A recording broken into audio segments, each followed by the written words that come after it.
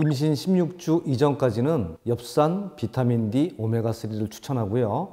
16주 이후부터는 철분, 비타민 D, 오메가3를 추천합니다. 엽산 같은 경우에는 보통 우리가 400 마이크로그램을 추천하고 있는데 이것은 기형아를 예방하는데 효과가 입증된 약품이라고 생각하시면 되겠습니다. 특히 신경관 결손증에 꼭 필요한 약품이고요. 이전에 기형아를 임신한 기왕력이 있다든지 가족력이 있는 경우에는 400 마이크로그램이 아니고 이거의 10배인 4mg 내지 5mg 정도를 드시는 걸 추천하고 있습니다. 그리고 철분제제 같은 경우에는 16주 이후부터 드시는 게 바람직한데 16주 이전에 드셔도 상관은 없습니다. 하지만 16주 이전에 드실 경우에 입덧이 더욱 악화되는 그런 부작용이 있을 수 있기 때문에 16주 이후부터 드시는 것을 추천드립니다. 그리고 비타민 D는 임신성 고혈압이나 임신성 당뇨를 예방하는 효과를 우리가 기대할 수 있고요. 그리고 오메가3 같은 경우에는 오메가3 안에 EPA나 DHA 같은 지방산이 많이 포함이 되어 있습니다. 또한 산모들이 영양제를 많이 갖고 오셔가지고 이걸 먹어도 되냐고 여쭤보시는 경우가 있는데 산모용으로 적혀 있는 영양소는 드셔도 됩니다. 하지만 산모용이라고 적혀 있지 않은 것은 일단 드시지 말 것을 권유드리고 있습니다. 입덧이 심하다는 것은 태아가 건강하다는 반증이라고 생각하셔도 됩니다. 따라서 그렇게 크게 태아한테 영향은 없고 아주 좋은 징후라고 생각하시면 됩니다. 입덧이 심할 때 우리가 음식을 어떻게 드셔야 되느냐? 음식은 아주 조금씩 자주 드시는 게 좋고 그 다음에 아주 많이 씹고 어떠한 음식이든지 섭취한 이후에는 1시간 이내에 눕지 않는 것이 좋습니다. 또한 음식을 따뜻하게 해서 드시는 경우에는 냄새 때문에 드시는 경우가 많기 때문에 되도록이면 식혀서 차게 드시는 것이 훨씬 좋다고 생각이 됩니다. 그러나 음식보다 사실은 수분 섭취가 훨씬 중요합니다. 그래서 물을 많이 드시는 게 중요한데 물을 드실 때도 냄새가 나서 못 드시는 분들이 있습니다. 이런 경우에는 얼음을 드시는 것이 상당히 많은 도움이 될 수 있다고 생각이 됩니다. 약간 속보로 걷는 것을 추천드립니다. 다른 무리한 운동보다도 걷는 것이 가장 좋다고 생각이 되는데 운동량과 시간은 얼마나 해야 되느냐 여기에 대한 객관적인 기준은 없습니다. 산모 본인이 느끼시기에 약간 숨이 차다 본인을 기준으로 해서 약간 힘든 정도 그 정도까지 운동을 하시는 게 좋다고 생각이 됩니다. 미국 FDA에서 약물이 태아에 미치는 정도에 따라서 우리가 A, B, C, D, X로 구분을 합니다. 이 중에서 X 같은 경우에는 확실히 기형을 유발시키는 약물로 인정되었기 때문에 복용을 안 하시는 게 당연히 좋습니다. 하지만 일반적으로 이제 감기나 이런 증상 때문에 우리가 병원에서 처방받아서 복용하시는 약물은 거의 대부분 태아한테 큰 영향은 없는 것으로 알려져 있습니다. 하지만 모든 태아의 기관이 형성되는 10주 이내에는 아무리 안전한 약이라고 해도 복용을 자제하는 것이 좋겠습니다. 외식, 배달음식, 패스트푸드, 인스턴트 식품은 피하는 것이 좋습니다. 칼로리는 높지만 영양적인 측면에서는 바람직하지 못하다고 생각이 드는데요. 체중이 많이 늘고 또는 부종도 점점 심해지는 현상을 느끼실 수 있겠습니다. 이러한 음식으로 인해서 우리가 주의해야 되는 그런 이유 중에 하나는 임신성 고혈압이나 임신성 당뇨의 발현도 높일 수 있다는 것입니다. 태교는 보통 20주 이후에 시작하는 것이 좋다고 알려져 있습니다. 그 이유는 태아의 오감이 20주 이후에는 거의 형성이 완성된다고 알려져 있기 때문입니다. 제일 중요한 것은 좋은 말을 하고 상대방한테 좋은 말을 듣는 것이 제일 좋다고 생각이 됩니다. 또한 일상생활 습관도 규칙적으로 하는 것이 좋습니다. 아직까지 충분한 연구가 다 끝난 것은 아닌데 산모의 사망률을 좀 높이는 것으로 되어 있고 신생아 같은 경우에는 중환자실 입원율이 좀 높아지고 또한 조산 가능성도 조금 더 높은 것으로 알려져 있긴 합니다. 하지만 코로나가 앞으로 갈수록 점점 더 약화되는 그런 상황이 된다면 이러한 사망률이나 입원율도 줄어들 수 있겠죠. 현재로서 제일 중요한 것은 필요한 시기에 코로나 백신을 꼭 접종하는 일일 것입니다. 입덧은 보통 5에서 6주 정도에 시작을 하게 되고요. 12주까지 피크를 이루다가 12주 이후부터 점점 증상이 완화되는 그런 것을 경험할 수 있습니다. 그러나 16주 이후에도 지속적으로 입덧을 하신다는 분들이 있는데 이것은 오히려 입덧이라기보다는 위장장애가 아닐까라고 생각을 해보시는 것도 필요할 것입니다. 한편으로는 임신 전에 위장장애가 있던 분들이 입덧이 조금 더 심한 경향이 있다는 것도 하나의 특징이라고 할 수 있습니다. 부종은 주로 임신 후반기에 오게 되는데 그 원인은 단백질이 좀 부족하거나 염분이 과다한 경우에 부종이 생길 수 있습니다. 따라서 저염식과 고단백식을 하는 것이 도움이 될 수 있습니다. 고단백식은 뭐가 있느냐?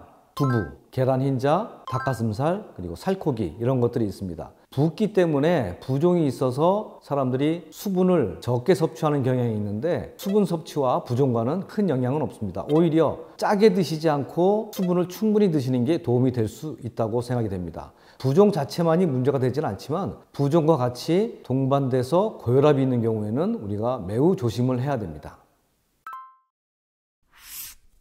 파마나 염색약은 단백질을 변형시키는 효과가 있습니다. 따라서 이러한 물질들이 인체 내에 흡수되는 경우에는 인체 내에서 단백질이나 DNA 구조를 변형시킬 수 있습니다. 이런 것들이 만약에 폐하한테 도달하게 된다면 폐하에서 막 생성되는 여러 가지 단백질이나 DNA가 변형이 되어서 우리가 예기치 못한 그런 질병을 유발시킬 수도 있습니다. 하지만 두피에서 신체 내로 흡수되는 약물의 양이 극히 적기 때문에 크게 걱정은 하지 않으셔도 됩니다. 미국 산부인과학회에서는 그래서 파마나 염색을 하더라도 34주 이후에 하도록 그렇게 권장하고 있습니다.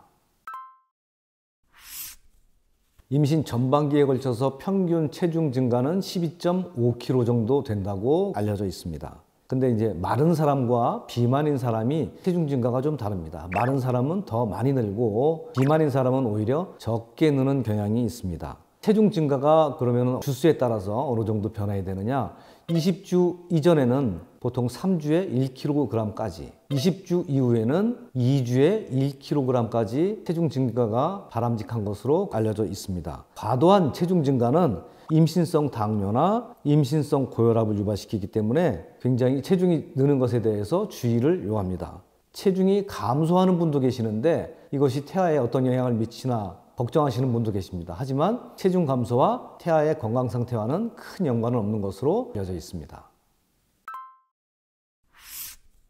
이러한 증상은 자궁이 커지면서 발생하는 현상이라고 생각하시면 되는데 대부분이 간헐적이고 생리통과 비슷한 느낌일 수 있습니다. 하지만 간헐적이지 않고 지속적이면서 생리통과 조금 다른 양상이다 라고 생각이 들 때는 염증 소견 때문에 그럴 수도 있습니다. 따라서 조금 안정을 취하시면 금방 좋아지는데 안정을 취하는 상태에서도 지속적으로 통증이 있는 경우에는 병원에서 진찰을 받아보시는 것이 필요하다고 생각이 듭니다. 태동 같은 경우에는 보통 20주 전후로 엄마들이 느끼게 됩니다.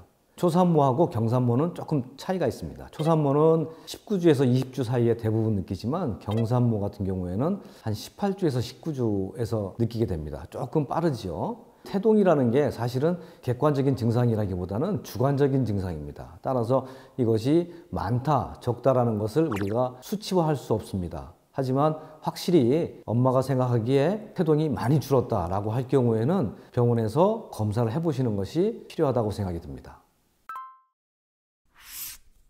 우리가 여행을 할 때 크게 두 가지를 이용하시게 됩니다. 하나는 이제 자동차 여행, 그리고 하나는 비행기 여행입니다.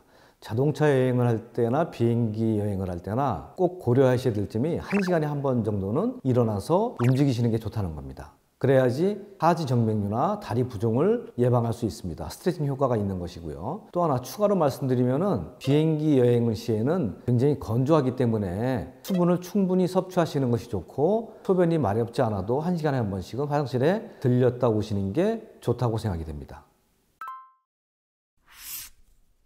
배가 처진다고 말씀하시는 건데요. 초산모하고 경산모가 느끼는 게 조금 다릅니다. 초산모는 배가 앞으로 봉긋하게 튀어나오는 경향이 있지만 경산모 같은 경우에는 배가 밑으로 잘 처집니다. 따라서 초산모 같은 경우에는 예정일에 가까워져서 태아가 골반 아래로 진입을 하게 되면 그때서야 배가 처지는 걸 느낄 수 있고요. 경산모 같은 경우에는 30주 이후부터 배가 처지는 그런 현상을 경험할 수 있습니다.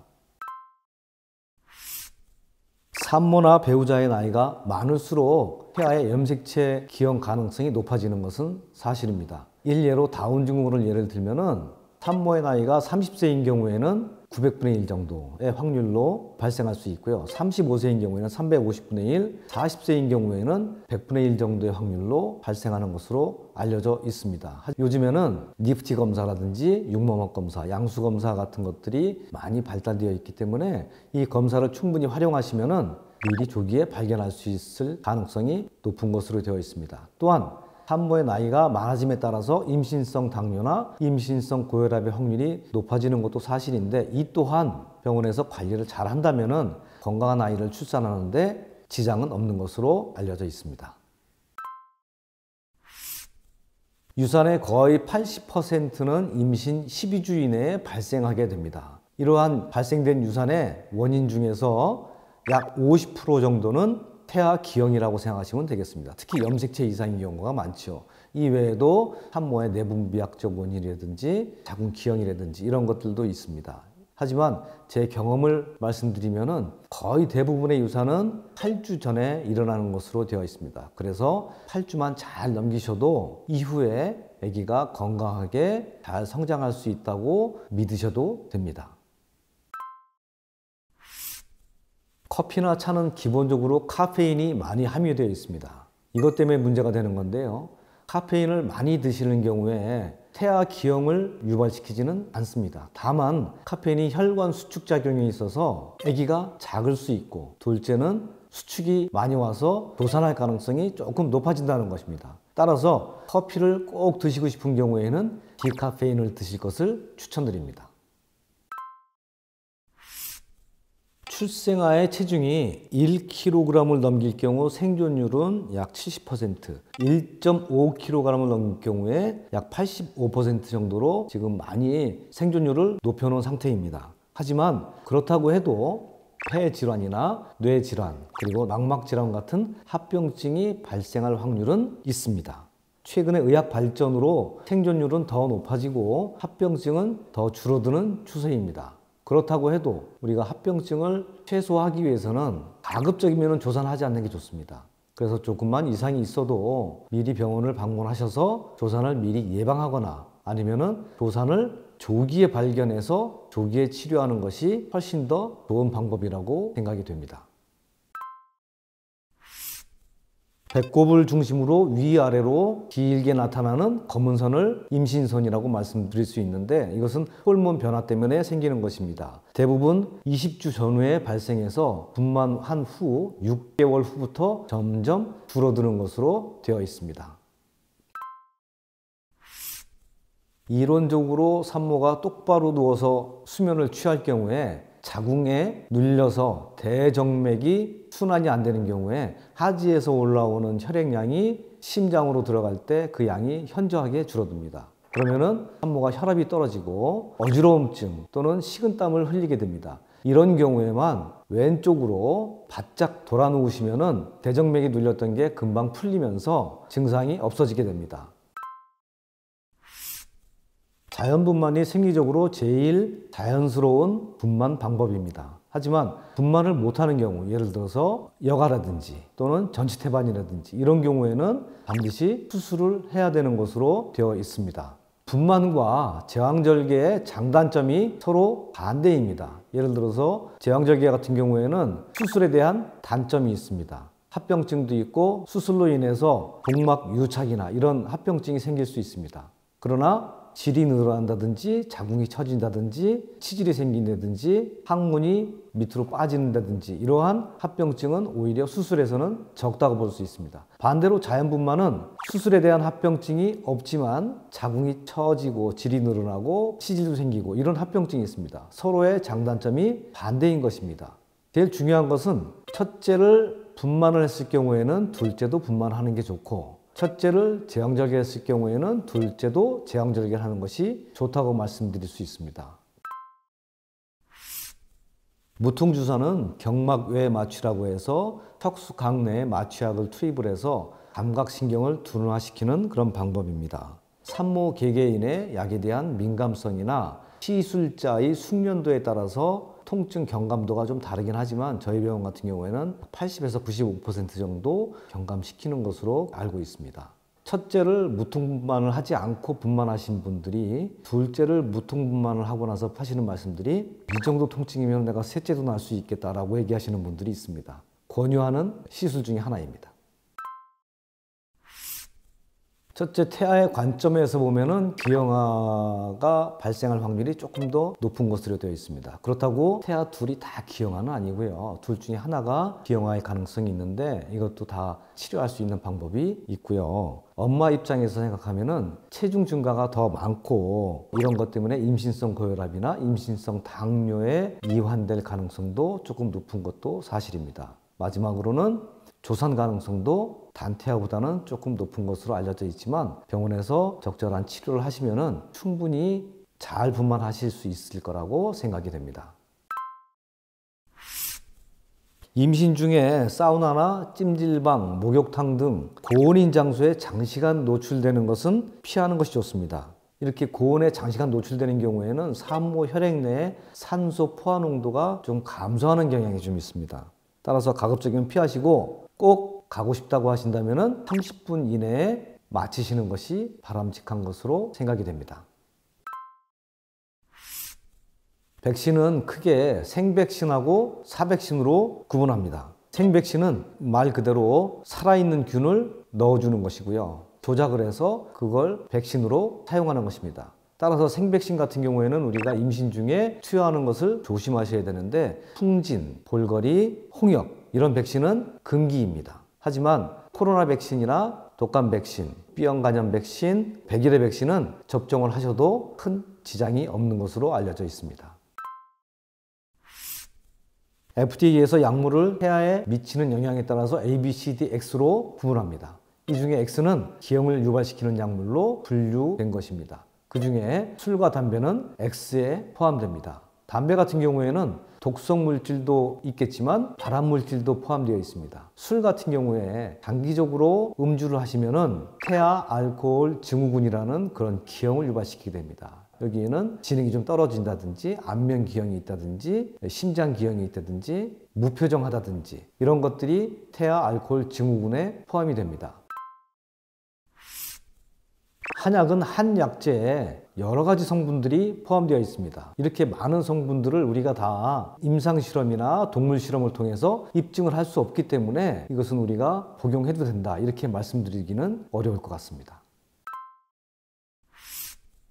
태아한테 엑스레이를 쪼였을 때 생길 수 있는 기형들이 있습니다. 소두증, 수두증, 백내장, 그리고 눈이 작은 기형, 또 심장 기형 이런 것들이 발생할 수 있습니다. 그러면은 얼마나 많은 양, 또 어떤 기간에 노출되어야지 이런 기형이 생길 수 있느냐 이것이 문제인데 양 같은 경우에는 우리가 5레드 이상 되는 것을 금지하고 있습니다. 근데 5레드가 어느 정도 되는 양이냐? 우리가 병원에 가서 흉부 X선을 찍지 않습니까? 100장을 찍어도 사실 흉부 X선은 큰 문제는 없는 것으로 되어 있습니다. 하지만 CT나 복부 엑스레이 같은 경우에는 한두 번만으로도 태아에 큰 기형을 유발시킬 수 있습니다.